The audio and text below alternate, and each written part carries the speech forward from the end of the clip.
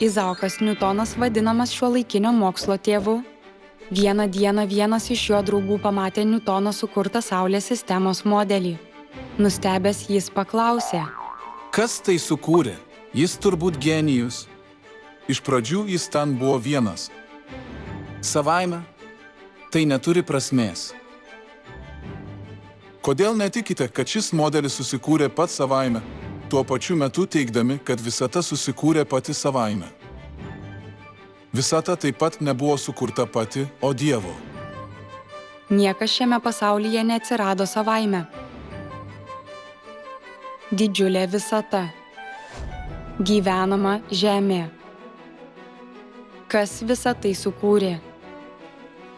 Hebrajams 3 skyrius 4 versetas. Mat kiekvieną namą kas nors stato, o visa ko statytojas yra Dievas.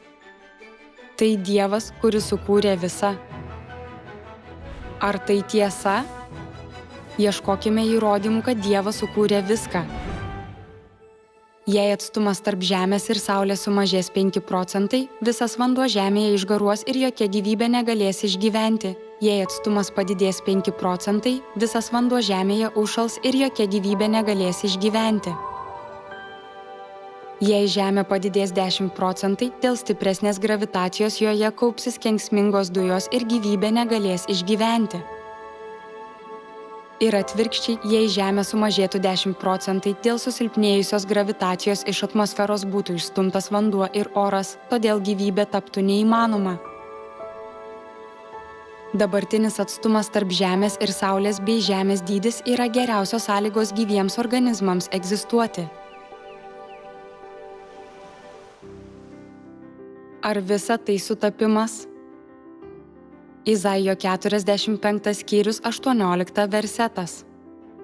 Taip kalba Viešpats, kuris sukūrė dangų, jis Dievas, kuris paruošė ir padarė žemę, davė jai pradžią, jis, kuris nesukūrė jos dykos, bet padarė gyvenamą. Tai Dievas sukūrė dangų ir žemę ir padarė juos gyvenamus. Dievo egzistavimas rodo, kad egzistuoja dangus. Apreiškimo 21 skyrius 1 ir 4 versetas. Aš regėjau naują dangų ir naują žemę, nebebus mirties. Naujas dangus ir nauja žemė yra dangus. Kaip galime patekti į dangaus karalystę? Lygiai taip pat, kaip turime dėvėti skafandrą, norėdami patekti į kosmosą. Turime gauti amžinąjį gyvenimą, kad patektume į dangų, kur nėra mirties. Kaip galime gauti amžinąjį gyvenimą? Jono 6 skyrius 54 versetas. Kas valgo mano kūną ir geria mano kraują, tas turi amžinąjį gyvenimą. Kaip galime valgyti Jėzaus kūną ir gerti jo kraują? Luko 22 skyrius 15 versetas, 19 iki 20 versetai. Ir tarė jiems: trokšte troškau valgyti su jumis šią Velykų vakarienę.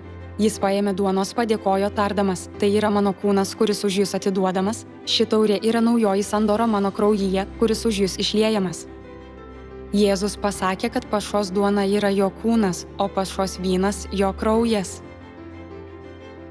Švęsdami naujosios sandoros pašą, galime turėti amžinąjį gyvenimą ir patekti į dangų. Prašome švęsti naujosios sandoros pašą ir priimti amžinojo gyvenimo palaiminimą.